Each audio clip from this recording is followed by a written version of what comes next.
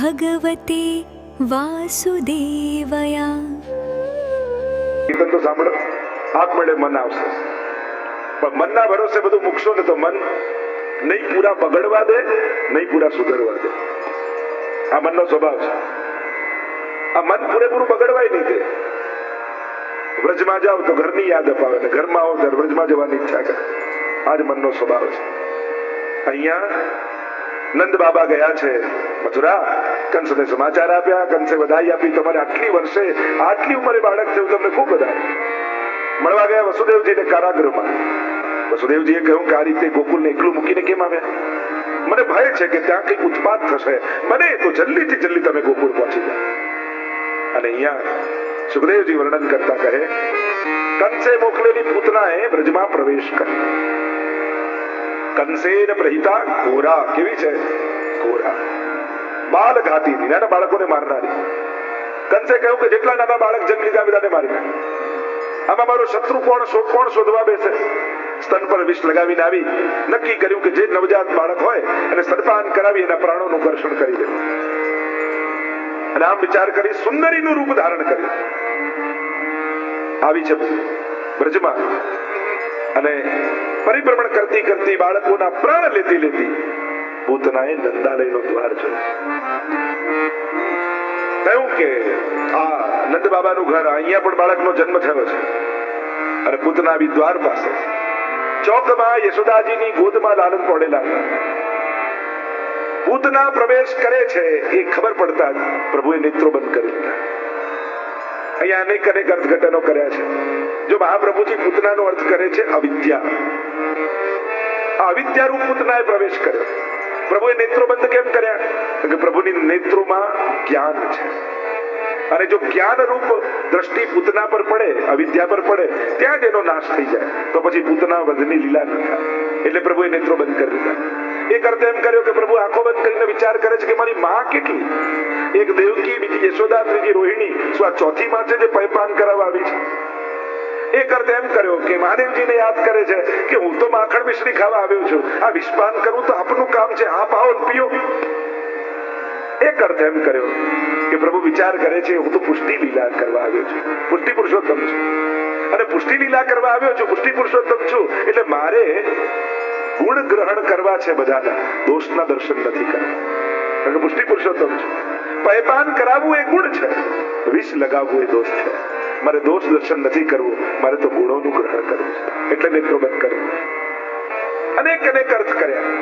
જો પૂતના વધની લીલામાં તમે દર્શન કરો તો પૂતનાની ભાવના ખરાબ છે, પણ પૂતનાની ક્રિયા ઉત્તમ છે. ઘણી વાર લોકો એમ કહેતા હોય કે અમે સેવા તો કરીએ પણ અમારી અંદર ભાવ ન હોય તો અમને સેવાનું ફળ મળે. અરે પૂતના વધની લીલામાં શીખવાનું શું છે? પૂતનાની ક્રિયા માં જેવી છે, પૂતનાની ભાવના ખરાબ છે. દુર્ભાવે પણ ક્રિયા ઉત્તમ કરીને તો માએ કઈ ગતિ આપી? ભગવાને કઈ ગતિ આપી? માની ગતિ આપી. ધાતૃચિતાં તતોન્યમ તમ દયાલુ શરણમ વ્રજેમ. એટલે હે વૈષ્ણવો, કદાચ તમે સેવા કરો છો મહાપ્રભુજીની આજ્ઞા અનુસાર, ભાવ ભલે નથી પણ તમારી ક્રિયા વ્રજભક્તો જેવી છે, એટલે ઠાકોરજી તમને વ્રજભક્તોનું ફળ આપશે. કારણ કે તમે જે ક્રિયા કરો છો એ સાધારણ નથી. મહાપ્રભુજી જે રીત બતાવી છે, રીત કોની છે? સેવા રીત વ્રીત પ્રીત વ્રજજન કી, જનહિત જગ પ્રગટાઈ, પ્રગટ ભય માર્ગ રીત દિખાય. એટલે તમે અભાવે પણ જે ક્રિયા કરો છો ને એ ક્રિયા સાધારણ નથી, વ્રજભક્તોની ક્રિયા છે. એટલે ઠાકોરજી તમને વ્રજભક્તોનું ફળ આપશે. અને વિચાર કરો, વિષ લગાવીને આવેલી પૂતનાને પયપાન કરીને જો માની ગતિ ભગવાન આપતા હોય, જે વિષ વાળા દૂધ પીને પણ, તો વૈષ્ણવો તમે તો રોજ દૂધ ઉકાળી બદામ કાજુ પિસ્તા નાખી ચાંદીની કટોરીમાં ઠાકોરજીને ધરો છો, તો ઠાકોરજી તમને કઈ ગતિ નહીં આપે? વિચાર તો કરો. આ રીતે પણ પયપાન કરાવનારને માની ગતિ ભગવાન આપે તો ભાવથી ભોગ ધરનારને ઠાકોરજી કયું ફળ નહીં આપે? તોરી કોપય પરમ રસાલા, સાત ઘૂંટ ભર પીજે લાલા. એટલે ત્યાં તો ઠાકોરજીને ધરેલી કટોરી આપણા મને ભલે નાની હશે, ઠાકોરજી માટે નાની નથી હોતી. આપણા મનથી મિશ્રી નાની લાગે કે આ મિશ્રી ધરવાથી શું થાય, પણ તમારી ધરેલી મિશ્રી ઠાકોરજી માટે બહુ મહત્વ રાખે છે. કારણ કે તમે ઠાકોરજી માટે બહુ મહત્વના છો. એટલા માટે તમારું ધરેલું પ્રભુ માટે બધું જ મહત્વનું છે, કારણ કે તમે મહત્વના છો. આપણા માટે આપણે સાધનોને તુચ્છ ગણી શકીએ, પ્રભુ માટે તુચ્છ નથી હોતા. ભક્તનું કંઈ પણ પ્રભુ માટે સાધારણ નથી. ભક્ત જે રીતે પણ જે કાંઈ ધરે પ્રભુ માટે બહુ જ મહત્વ રાખે છે. વસ્તુ ભૂતના ઉદ્ધારની લીલા અવિદ્યારૂપ છે, પંચ પરવા છે, અને એટલા માટે પ્રભુએ એને દ્રષ્ટિ ના આપી. અને એક વાત નિશ્ચિત છે, પ્રભુ દર્શન બધાને આપે પણ નજર બધાને આપતા નથી. નાથદ્વારામાં હજારો લોકો ઠાકોરજીના દર્શન કરીને જતા હશે, પણ શું ઠાકોરજી પણ બધાને જોતા હશે? પ્રભુની નજર ક્યારે જીવ પર પડે? અને પ્રભુની દ્રષ્ટિ સાધારણ નથી. દર્શન કરવા માત્રથી ભક્તોના સમસ્ત દુઃખો સમાપ્ત થઈ જાય, કેવળ એના સન્મુખ થઈ જાય. જો દર્શન કરવાનો કેવો આનંદ છે! આટલે દૂરથી નાથદ્વારા જઈએ, માંડ એકાદ મિનિટ દર્શન કરવા મળતું હોય, પણ એમ લાગે શ્રીજીની ઝાંખી બને છે. અને એ સમય જો શ્રીનાથજી આપણી સામે જોતા એવો ભાવ આવે તો એમ લાગે જન્મ જન્માંતરના પાપો અહીંયા જ કપાઈ ગયા. પણ જેની આંખો સારી હોય એની નજર પણ સારી હોય જરૂરી નથી. પ્રભુની તો આંખો સુંદર છે અને દ્રષ્ટિ પણ સુંદર. એની દ્રષ્ટિમાં કરુણા છે, એની દ્રષ્ટિમાં પ્રેમ છે. અને જયારે પ્રભુની દ્રષ્ટિ પડે, એટલે તો ઘણી વાર કહું કે નાથદ્વારામાં શ્રીનાથજીની સન્મુખ જાઓ અને તમને એમ થાય કે શ્રીનાથજી અમારી સામે જુએ તો શું કરવું, એના માટે કયો ઉપાય કરવો? કે એ સમય મનમાં શ્રી વલ્લભ શ્રી વલ્લભ શ્રી વલ્લભ શ્રી વલ્લભ એવો ઉચ્ચારણ કરવાના. કારણ કે જ્યાં વલ્લભનું નામ સંભળાય ને, શ્રીનાથજીની દ્રષ્ટિ આપ મળે ત્યાં પહોંચી જાય. પ્રભુ એના તરફ ચોક્કસ જુએ જ્યાં મહાપ્રભુજીનું નામ બોલાતું છે. આવી દ્રષ્ટિ પ્રભુ. અવિદ્યાના 5 પર્વ છે: દેહાધ્યાસ, પ્રાણાધ્યાસ, ઇન્દ્રિયાધ્યાસ, અંતઃકરણાધ્યાસ અને સ્વરૂપ વિસ્મૃતિ. સુબોધનીજીમાં મહાપ્રભુજી સમજાવે છે આ 5 પર્વ વાળી અવિદ્યા છે. દેહાધ્યાસ, દેહને જ પોતાની જાત ગણવી, મર્યા પછી કોણ શું જોવા આવ્યું છે, જે છે શરીર મળી તો મજા કરી લો, આ દેહાધ્યાસ. પ્રાણાધ્યાસ, યોગીઓને પ્રાણાધ્યાસ હોય, એમને એમ થાય કે બધું પ્રાણાયામથી જ ચાલે છે. ભૂલી જાય છે કે બાળક જન્મે તો એને શ્વાસ લેતા કોણ શીખવાડે છે. કોઈને પ્રેક્ટિસ કરાવી પડે કે બેટા પહેલા અંદર લે, પછી પાછી બહાર કાઢ, પાછું અંદર લે, પાછું બહાર કાઢ, હવે કર્યા કરે. આવું કોઈને પ્રેક્ટિસ કરાવી પડે છે? આ તો ઈશ્વર ચલાવે છે. અરે કોઈ 10 પ્રાણાયામ કરવાનું કે તો આપણે થાકી જઈએ, પણ જન્મ્યા ત્યારથી શ્વાસો લઈએ છે, ક્યારે થાક લાગ્યો? લાવ કે 15 મિનિટ આરામ કરી લો, કાયમનો આરામ થઈ જાય કે નહીં? આ તો ચલાવે છે ઈશ્વર. પ્રાણાધ્યાસ. ઇન્દ્રિયાધ્યાસ, ઇન્દ્રિયોની લોલુપતા, ઇન્દ્રિયોનું આકર્ષણ ને એના સુખ માટે જીવવું. અંતઃકરણાધ્યાસ, મન બુદ્ધિ ચિત્ત અને અહંકાર. જો આ જુદા જુદા અસુરો આવશે ને, ધેનુકાસુર, પ્રલંબાસુર, આ બધા આ જુદા જુદા અધ્યાસોના રૂપ છે. એટલે ભગવાન કોઈ અસુરને નહીં મારે, પણ વ્રજ ભક્તોની અંદર રહેલા આ અધ્યાસોને મારશે અને બધા જ અધ્યાસો દૂર કરી એમને રાસ માટે તૈયાર કરશે. તો પંચપર્વા વિદ્યાએ પ્રવેશ કર્યો. પ્રભુએ નેત્રો બંધ કરી દીધા. રાણીનું રૂપ જાણે એવી સુંદરી બનીને આવેલી પૂતના યશોદાજીની પાસે આવીને બેસી ગઈ. અલગ મલકની વાતો કરવા લાગી. અરે મેં તો સાંભળ્યું તારા લાલનના એટલા વખાણ સાંભળ્યા છે, હું તો એના દર્શન કરવા આવી છું આટલા દૂર. અને યશોદાજી કોઈ માની આગળ એની ફેવરેટ સબ્જેક્ટ કહ્યું કે દીકરાના વખાણ. કોઈ એના બાળકના વખાણ કરે એટલે એવી ભૂલાઈ ગઈ. યશોદાજી પણ એવા ભૂલાઈ ગયા. એને થયું કે આ કોઈ દેશની રાણી લાગે છે અને મારા બાળકની આવી પ્રશંસા સાંભળીને આવી છે. કઈક ગૃહકાર્ય યાદ આવ્યું યશોદાજીને, ખોળામાંથી લાલનને લીધા. યશોદાજીની એ પૂતનાની ગોદમાં આપ્યા અને કહ્યું થોડી વાર સાચવો ને મારા બાળકને હમણાં હું ઘરકામ કરીને આવું. અને પૂતનાને તો જે મોકો જોઈતો હતો મળ્યો. ચારે બાજુ જોવા લાગી, કોઈ જોતું તો નથી ને. અને પોતાના સ્તનને પ્રભુના મુખમાં પધરાવી સ્તનપાન કરાવવા લાગી. અને પ્રભુ વિષપાનની સાથે સાથે પૂતનાના પ્રાણોના પાન કરવા લાગ્યા. મૂળ વિકરાળ રૂપમાં આવી ગઈ પૂતના. 6 કોસ લાંબી થઈ ગઈ. વિકરાળ બનીને એવી જોરથી પડી કે બધા વૃક્ષો તૂટી તૂટીને એના ઉપર પડ્યા. જોરથી અવાજ થયો ને યશોદાજી ને વ્રજભક્તો દોડતા દોડતા આવ્યા. અરે આ શું થયું? અરે આવી વિકરાળ અસુરી ક્યાંથી આવી? રાક્ષસી. પ્રભુ છાતી પર ખેલી રહ્યા હતા અને લાલનને લીધા ગોદમાં. માનો પૂતના પોતાની ચિતા તૈયાર કરીને પડી. અગ્નિ સંસ્કાર કર્યા. બળી પૂતના ચંદનની સુગંધ એના શરીરમાંથી નીકળી અને આખા વ્રજમાં વ્યાપી. પૂતના કવચના પાઠ દ્વારા પ્રભુની રક્ષા કરવાનો પ્રકાર અહીંયા બતાવ્યો. પ્રભુનું નામ પ્રભુની રક્ષા કરી રહ્યું છે. અહીંયા અવિદ્યાનો નાશ કર્યો. એકવાર યશોદાજી દોડતા દોડતા આવ્યા નંદ બાબા પાસે. બાબા બાબા મોટો ઉત્સવ કરો, બધાને બોલાવો, ભોજન કરાવો, પ્રસાદ લેવડાવો. થયું શું? યશોદાજી કહેવા લાગ્યા, આપણા લાલાને પડખું ફેર્યું. જ્યાં વૈષ્ણવને તો ઉત્સવ કરવાના બહાનાઓ જોઈએ. આ જન્મદિવસ આવ્યો, સત્સંગ કરાવો, મનોરથ કરાવો, અને આ જ વૈષ્ણવના મનના મનોરથો છે. વૈષ્ણવનું મન મનોરથ વગરનું ન હોવું જોઈએ. એક વસ્તુ યાદ રાખજો, સારું નહીં વિચારો ને તો ખોટા વિચાર આવશે જ. સારું નહીં કરો ને તો ખોટું થવાનું જ છે. એટલે મન પોતે સબ્જેક્ટ ગોતી લે, એના કરતા આપણે એને સબ્જેક્ટ આવતા રહ્યો. વર્ષનો એક મનોરથ નક્કી રાખો કે વર્ષે આપણે આ તો કરવાનું. 6 મહિનાનું કંઈક શુભ વિચારી રાખવું, દર મહિનાનું એક શુભ વિચારી રાખવું, દર 15 દિવસે એકાદશીનું કંઈ શુભ કાર્ય વિચારી રાખવું. શુભ સંકલ્પો સાથે મનને બાંધી રાખશો તો મન શુભ વિચારોમાં વ્યસ્ત રહેશે. પણ એને છૂટું મૂકી દેશો તો એ નબળું ગોતી લેશે. મનનો સ્વભાવ છે નબળા જોડે બેસી જવું. મન પાણી જેવું છે ને, અને પાણી ઢાળ તરફ જ જાય. આ મન પણ એવું જ છે.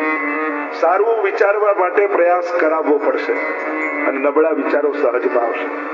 સીધી લીટી દોરો, કોઈ એમ કે તો મહેનત લાગે ને, એકાગ્ર કરવું પડે. પણ લીટા કરો એમ કે તો એમાંથી મહેનતની જરૂર નથી. એમ મનને પણ સીધું બનાવવા માટે મહેનત કરવી પડે. ઉત્તમતા પામવી પડે છે અને અધમતા સહજ મળી જાય છે.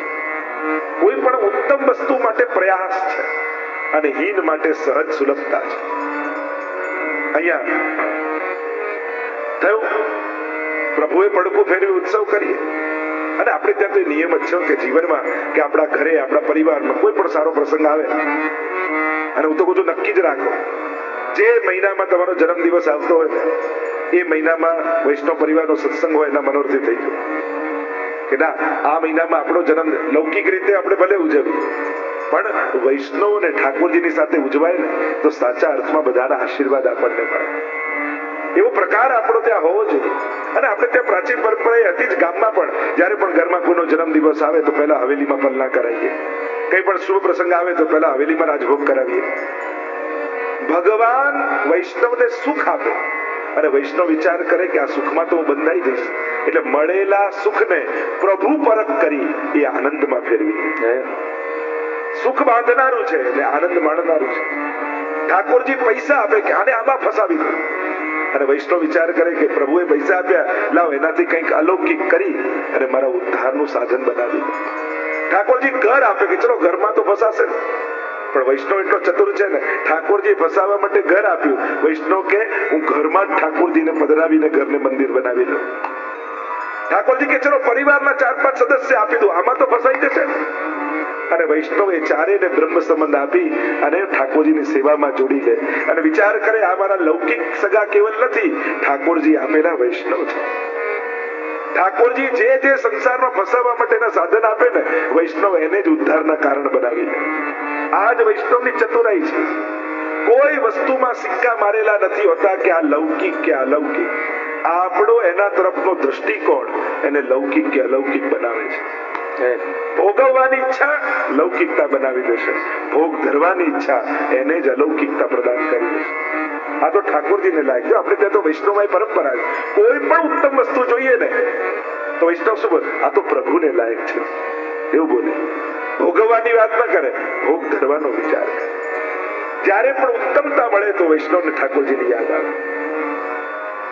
અહીંયા મોટો ઉત્સવ કર્યો છે, બધા જ વ્રજવાસીઓને બોલાવ્યા છે, વિવિધ પ્રકારની સામગ્રીઓ બનાવી. એક ગાડું પડ્યું હતું અને જે જે બનતું જાય એને માટલામાં ભરીને ગાડાની ઉપર મૂકતા જાય. હવે કામમાં વ્યસ્ત યશોદાજી એટલે શું કર્યું, એ જ ગાડાની નીચે કપડું બાંધી પલ્લું બનાવી દીધું અને લાલનને એમાં પધરાવી દીધા. આધ્યાત્મિક અર્થ કર્યો. શકટ એટલે સંસાર, બંને પૈડા સ્ત્રી અને પુરુષ. અને સંસારના શકટ ઉપર રસો લૌકિકને ઉપર રાખે અને ભગવાનને નીચે રાખે તો ભગવાનને ક્યાંથી ગમવાનો?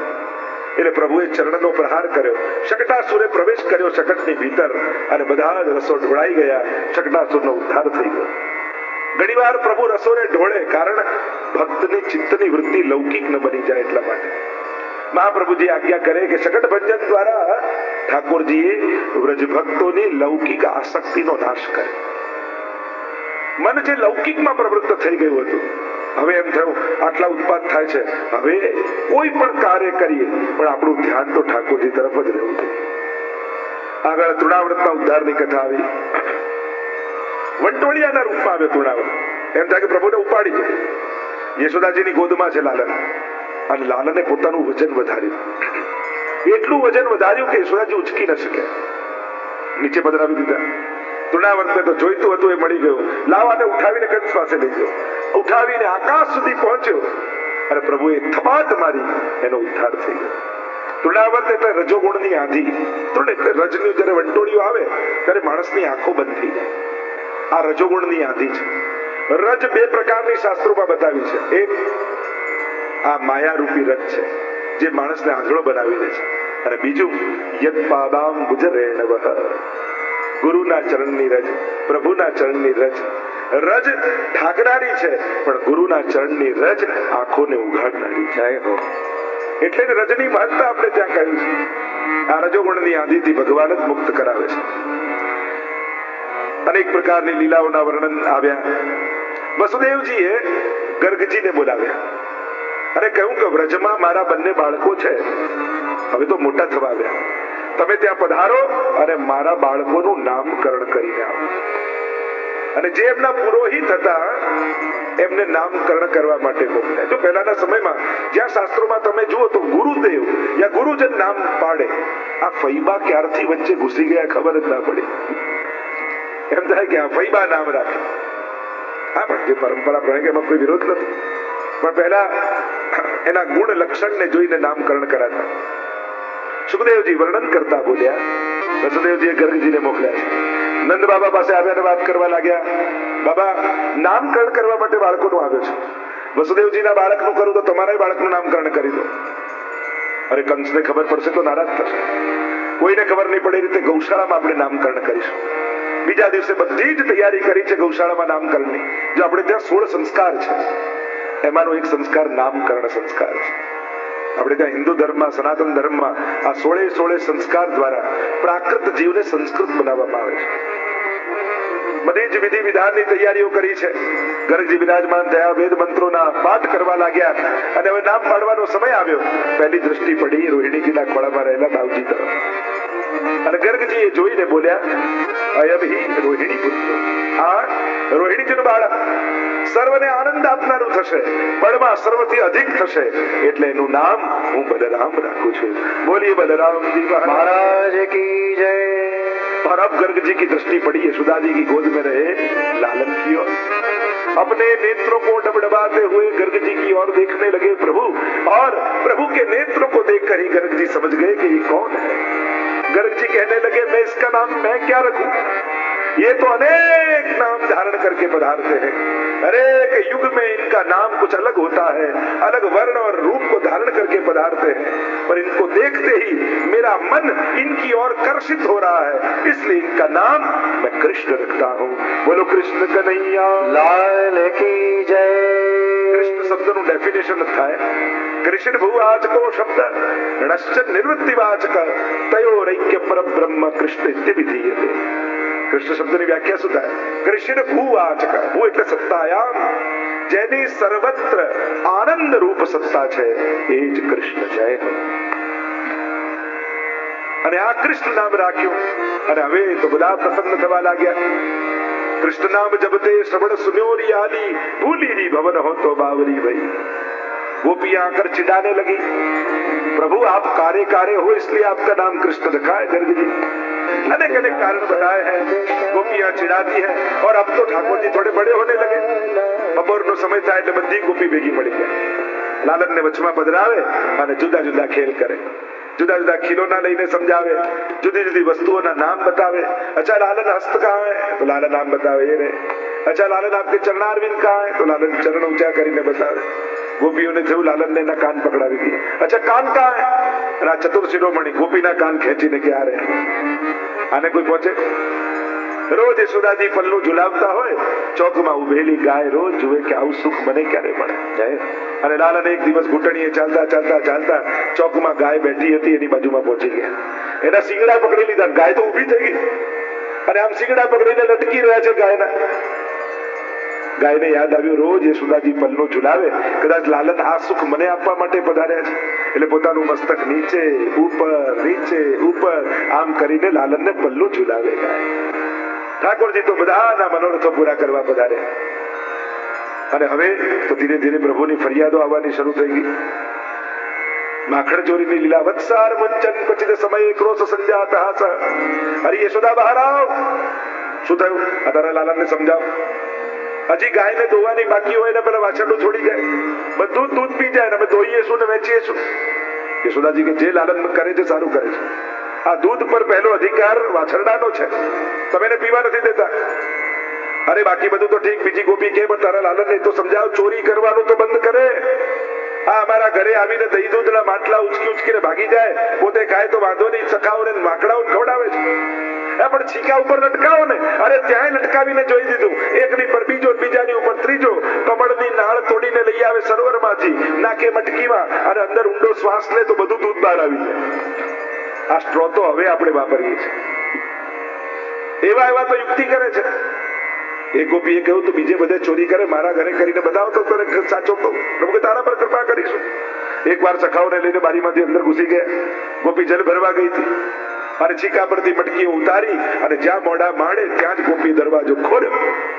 એક માખણ ખાઈ રહ્યું છે, એક દહીં ખાઈ રહ્યું છે, પ્રભુને જોઈને દોડતી જઈ ગોપી હાથ પકડ્યો. આજે યશોદાજીને રંગે હાથ બતાવીશ કે કોણ ચોરી કરે છે. અમે કહીએ માનતા નથી યશોદાજી, પાછી અમને શિખામણ આપીને ઘરે મોકલી દે. આજે એમને ખબર પડશે કે એમનો છોકરો કેટલો ઉદંડી છે. અને ઠાકોરજીનો હાથ પકડીને ખેંચતા જાય. આજે યશોદાજીને ભાન થશે કોણ ચોરી કરે, માનતા નથી. અને અહીંયા તો ઠાકોરજીની પાછળ એમના સખાઓ, અને સખાઓમાં આજ ગોપીનો દીકરો એમની ટોળીમાં. ઓહો કરતા આખું સરઘસ નીકળ્યું. ગોપી કે આજે ગમે તેટલી બૂમો પાડો, પણ આજે યશોદાજીને બતાવીને છોડીશું. જ્યાં નંદાલય જવા લાગી ત્યાં રસ્તામાં આવી બજાર, અને સસરાજી દુકાન પર બેઠા હતા પેઢી પર. ગોપીએ તુરંત ઘૂંઘટો તાણ્યો. સસરાજીની આગળ એમને કેમ જવાય? અને પ્રભુને થયું કે હવે મોકો છે. જ્યાં ઘૂંઘટો તાણ્યો એટલે ઠાકોરજી કહેવા લાગ્યા, અરે ગોપી તું મને લઈ જાય એમાં જરાય વાંધો નથી, પણ હું કેટલો કોમળ છું. ક્યારનો મારો એક જ હાથ પકડી રાખ્યો છે, હવે તો દુખવા લાગ્યો છે. પકડી રાખ, એમ કે મારો હાથ તો બદલ, બીજો હાથ પકડી લે. ગોપીને પણ થયું હા લાલન કેટલો કોમળ છે. ઠીક છે બીજો હાથ લાવ. જ્યાં હાથ છોડ્યો પાછળ એનો દીકરો આવતો તો એનો હાથ પકડાવી દીધો. ખિસ્સામાં મિશ્રી હતી, એના દીકરાના મોઢામાં ભરી દીધી. મિશ્રી પીગળે નહીં, પેલો બોલે નહીં. અને પેલી ગોપી બોલતી જાય કે આજે ચોરી કરનારને ખબર પડશે યશોદાજીને કોણ ચોરી કરે, અમે કહીએ માનતા નથી. લાલન તો દોડીને ભાગતા નંદાલયની દિવાલ કૂદી સૈયા મંદિરમાં જઈને પડી ગયા. આ ગોપી બહાર આવી કહેવા લાગી, યશોદા બહાર આવ, ચોરને લઈને આવી છું, આજે તને ખબર પડશે કોણ ચોરી કરે છે. યશોદાજી બહાર આવે જોયો તો એના દીકરાનો હાથ પકડી રાખ્યો છે. યશોદાજી કે હું નહીં તું જો, અને જ્યાં જોવે ચિંતુ તું અહીંયા ક્યાંથી, પેલો કનૈયો ક્યાં ગયો? અને ઠાકોરજી સૈયા મંદિરમાંથી આંખ મસલતા બહાર આવ્યા. અરે આ કોણ અવાજ કરે છે? અને પેલી અવાજ થઈને જોયો હમણાં મારા હાથમાં તો અહીંયા ક્યાંથી નીકળ્યો. યશોદાજી કહે કે આ લાલન ગોપી એમ કહે કે તું આના ઘરે હમણાં ચોરી કરતો હતો. અરે હું તો સૈયા મંદિરમાંથી બહાર આવ્યો છું. પણ આ કહે છે એનું શું? ભૈયા આને છે ને ભૂત વળગ્યું છે. આના કાનમાં એક મંત્ર કહીશ ને પછી ક્યારે આવું નહીં થાય. ગોપીને નીચે બેસાડીને કાનમાં ધીમેરીને કહ્યું, આ વખતે તો દીકરાનો હાથ પકડાવ્યો, ફરી ફરિયાદ કરવા આવીશ તો ધણીનો હાથ પકડાવી દઈશ. ઠાકોરજીને હાથ જોડીને કે હવે ફરિયાદ કરે બીજી. ઠાકોરજી અનેક પ્રકારની યુક્તિઓ કરે. આ માખણ ચોરી લીલા એ તો ચિત્ત ચોરી.